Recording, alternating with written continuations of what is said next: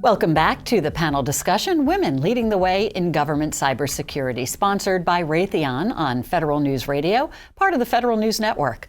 My guests today are Teresa Shea, Vice President of Cyber Offense and Defense Experts at Raytheon, Alexis Wales, Deputy Associate Director, Threat Hunting, Cybersecurity and Infrastructure, Cybersecurity and Infrastructure Security Agency, Karen Evans, the Assistant Secretary for the Office of Cybersecurity, Energy Security and Emergency Response at the Department of Energy, Amalé Karan, Deputy Chief Information Officer, Office of the Inspector General at the Department of Health and Human Services, and Colonel Darcy St. Amant, Military Deputy Operations Center, Defense Information Systems Agency.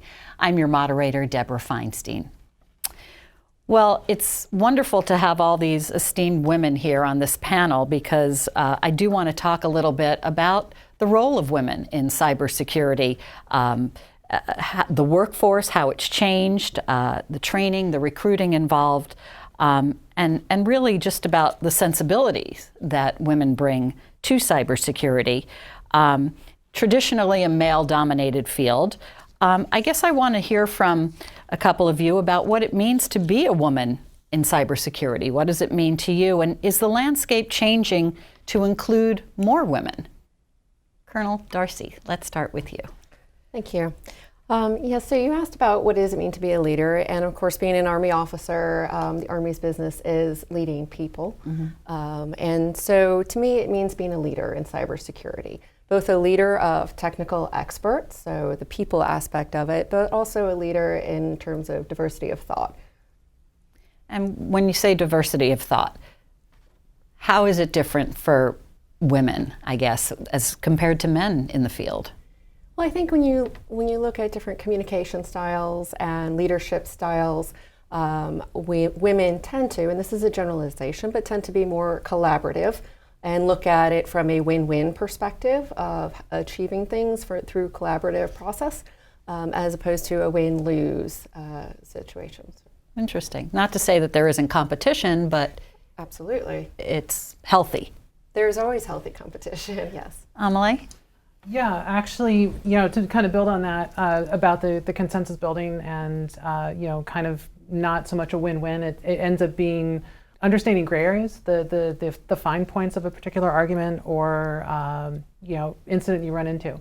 So the diversity of thought would be I only must do this versus like I can do this, but there's a couple other ways to achieve that goal. And I believe women generally kind of bring that to a conversation, whereas not to sound sexist, but men again kind of deal in ones and zeros, black and white, and will work less towards a nuanced position at times. I want to ask you a little bit more about that because I wonder if you are doing your parts to bring more women into the cybersecurity workforce and whether there is a structure in place in order to make that happen. And Teresa, for you as well, is that something that is of concern at Raytheon? Yes, it is.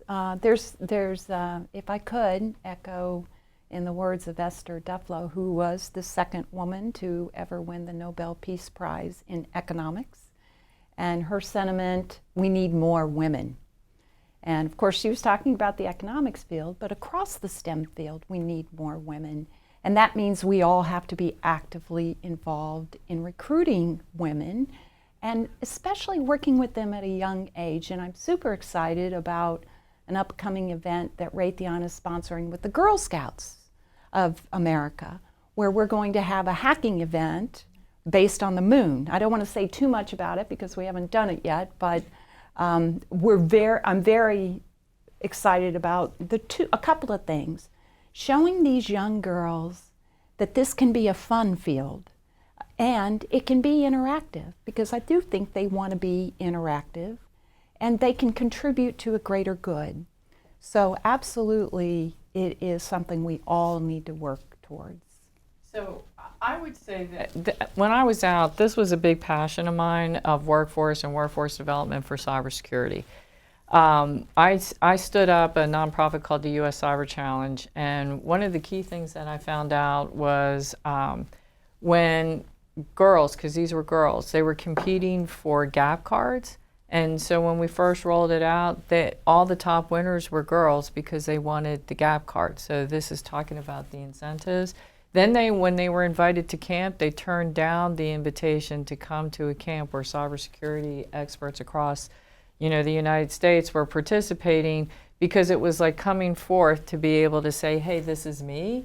So I think one of the things, part of this was for us to learn what are the different ways to be able to reach out to multiple people through multiple sectors, through multiple education things. Because if you believe that of the shortage, STEM is not necessarily going to be the short-term answer for what we need today. So we're going to have to bring disciplines in from other areas. So you need to figure out other ways to do it.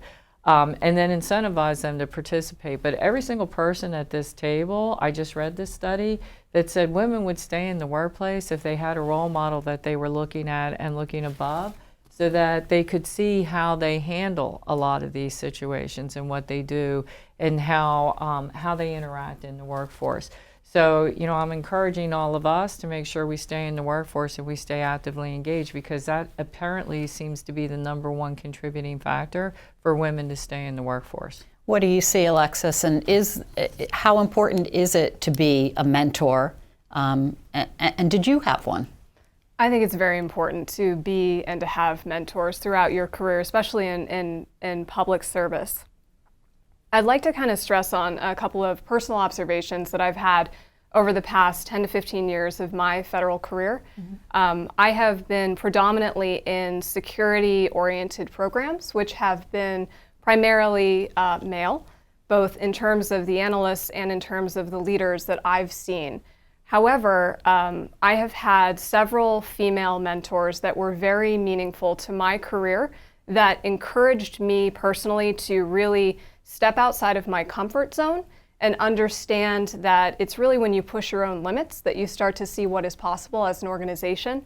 I hope that I can continue to serve as a role model for other women who are hesitant to apply for positions in technical fields, to apply for leadership positions in technical fields or non-technical fields. This is something that, as we recruit and as we encourage women across all the disciplines that make up cyber, something that we're very focused on doing is providing them those opportunities and that encouragement to step up. Amelie, do you want to talk a little bit about that and how important it is to have a role model and have somebody to sort of bring you along through the organization? Yeah. You mentioned about engagement, and one of those things I do, besides what my day-to-day is, I volunteered at a lot of the security conferences around the country. And just being visible is a major thing for folks who are just there because it's their first conference, or folks that you've known throughout the career path for quite some time, who are either making a change or deciding to go out. And if you're there, you kind of bolster them to kind of stick around. Again, too, also a lot of marginalized minorities within, particular gender or interest area, based on race, gender identity, sexual orientation. Being that person in that place is also a way to be a mentor just by existing. And I think that's extremely important. And that's the thing for me when I've seen in my career where someone's actually existed in that spot, whether it be within cyber, technology, medical, health and human services. It's always been one of those inspirational moments, because once you see that, it's potentially possible. And the more that's there, the less it seems like it's a bigger mountain to climb. Darcy, it seems like the overriding theme is, find somebody in your field who can sort of help you understand how to climb that ladder. Did you feel like you had someone like that in your life? Yes, absolutely. So I've been very fortunate, having been a cadet at West Point, to have had many women officers at West Point as role models. So that was fantastic from the beginning. And as a Signal Corps officer in the Army, it is a wonderful field for women with lots of representation. And then continuing today at the Defense Information Systems Agency, our director, Vice Admiral Nancy Norton, as a 3-star admiral, is a hugely powerful and positive role model. So to the visibility perspective, and we're very fortunate to have her. And so yes, I've benefited from mentors, both men and women, along the way, but also from a strong peer support network. of other strong women. And when I think as women, sometimes we question ourselves as to, do we have the credentials? Do we have the energy? Can we take on one more thing? Or should we shoot for that job? Well, if we don't even apply, then of course you're not going to get it. But if you apply, well, you might actually get what you wish for. And so encouraging other women to apply and put their hat in the ring, I think, is a definite important factor in mentoring and supporting each other. At what point is a woman sort of aged out of the process? I mean, is this something that, somebody who doesn't have a lot of background or doesn't have a military background or a STEM background, is it something that a woman can be retrained to do, or a man? There's a lot of talk about reskilling and retraining people so that they can stay within their organization but perhaps take on another job. Is there a point at which that doesn't work, or is that something that you guys think is important and promote at any time? Well, I'll jump in. I think it's important and promote any time. The reskilling part, I think, is really critical, because then it's people who know your organization, know how they work. So we've talked a lot about like technology and some of these other things, but the culture part and how you work within an organization and how you get them to buy into solutions, that's critical. So if you can retrain or reskill someone to be able to do some of the gaps that you need in certain fields, and it's not just in cyber, in any type of thing in an organization, I think it's wonderful if you can do that for your workforce. So I'm kind of surprised at the question about age out, because I'm probably one of the oldest ones on here, so I'm not, I don't feel I've aged out yet. But I mean, I think it's really to the point that several of the panelists have made is that you have to really know your stuff, and when you're the best and you know that you can do the job, then go do the job.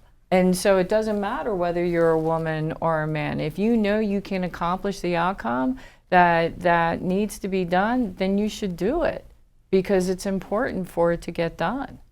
Yeah, can I jump in on that? Because I just want to foot stomp that. I think it's absolutely a must-do, this offering of retraining across the board. I think a lot of times, perhaps more even on the women, get intimidated by the technology. Yeah. But at the end of the day, cyber is a people business. You have a person on the end of that keyboard, and it's about understanding the people. And women have very high emotional intelligence. They're fine with expressing emotion, and they're fine with others expressing emotion.